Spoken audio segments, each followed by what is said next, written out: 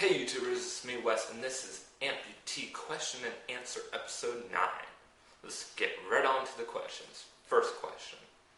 Wesley, do you ever feel as if you actually have a disability?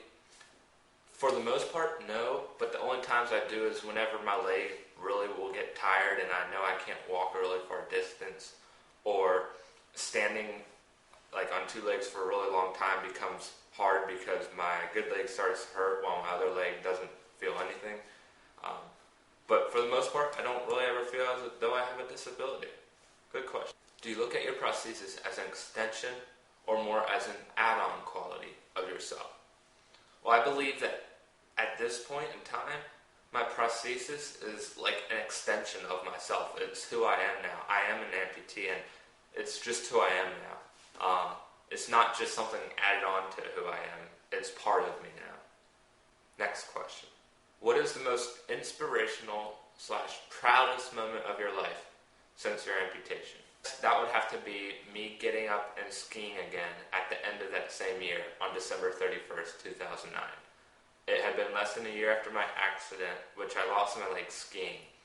And getting back up and skiing again was just so joyful, and it was one of those moments where I was like, I can do it again, and I was so proud of myself, and I really thank God for that moment.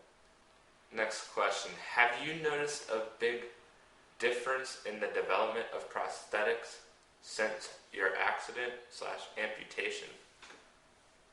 Well, I have noticed a lot of microprocessor knees are becoming more readily available to normal patients, but in terms of the general advancement, I've only seen a couple new WOW knees out there, knees that are much better than their predecessors, those being the Power Knee and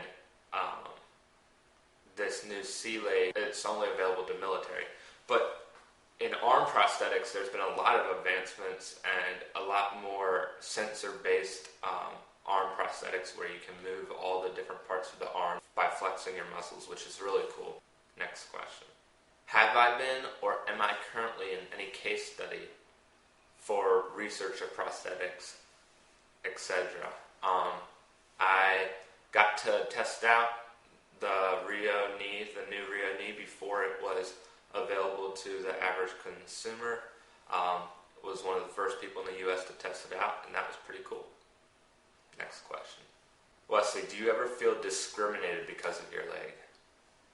Actually, more or less people feel sorry for me, although they shouldn't feel sorry. I don't usually feel discriminated at all. I just think it's funny when kids always stare at my leg because they're like, what is that? And they just like stare and like are so mesmerized by my leg. I just think it's kind of funny. Next question. What did I find out was the biggest help to me when I knew that my leg was going to be amputated? I think it was all the family support, all my family being there for me and supporting my family in their decision to amputate my leg, and just all of them praying for me and being there for me. That really meant a lot to me, and without that, I don't know where I would be today. Next question. Wesley, did you find your social life was affected by your amputation?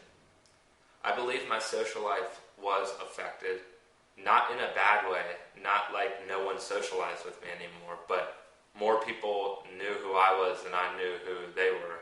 Everyone knew who I was, and I was kind of overwhelmed by it, and kind of made a lot of new friends fairly quick. But yeah. Last question. How did I find the experience of dealing with my disability? Well, I thought that the whole experience was really awesome. It was like never knowing how to do anything and learning how to do it all over again. Like learning to walk for the first time, learning to hop, learning to jump, doing all the things that I once could do on two legs. But now I had to start from square one and learn everything over again. And each time I did something, it was just so incredible, and it kind of gave me a better appreciation for life and for what I had before. Thanks guys for watching Amputee Question and Answer episode 9. You can find the other ones by clicking up on the top left of the video. And you can also join me next week for another question and answer episode with Wes. And don't forget to visit my blog at ampforlife.blogspot.com and my Twitter at theampforlife. Don't forget to subscribe and leave comments below. And see you next week. AMP for life.